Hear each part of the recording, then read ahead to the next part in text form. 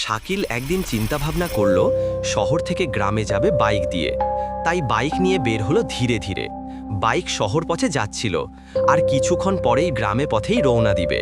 তাই শহর পেরিয়ে মধুপুর রোড ধরল।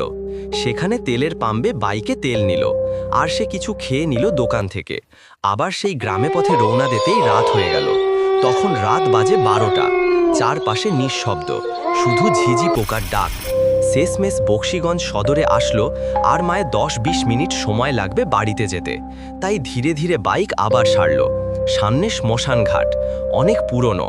সেখানে হুট করে বাইক থেমে গেল। এমনি এমনি কিছুই বুঝতে পারল না শাকিল। শাকিল গাড়ি থেকে নেমে দাঁড়ালো, চারপাশে নিঃশব্দ। হঠাৎ গাড়িটা এমনি পড়ে গেল। শাকিল বাম পাশে তাকিয়ে দেখে একটা কঙ্কাল দাঁড়িয়ে আছে। শাকিলকে ডাকছে নাম ধরে, শাকিল এই দিক আই। শাকিল ভয় পেয়ে সামনে দৌড়াতে লাগলো। হঠাৎ সামনে একটা মানুষ আসতেছে। সে সাহস করে লোকটা সামনে আগাইল। দেখে গ্রামের ভিক্ষুক। তাকে দেখে শাকিল চিনতে পারে। তখন শাকিল মনে সাহস আসলো। ভিক্ষুককে শাকিল সব ঘটনা বলে। পরে ভিক্ষুক শাকিলকে আর একা সারে না, তার সাথে বাসায় নিয়ে যায়। পরে ভিক্ষুক বলো, এই শ্মশান ঘাটে 12টার পর অনেক কিছু দেখা দেয়, তাই এত রাত করে তোমার আসাটা ঠিক হয় নাই।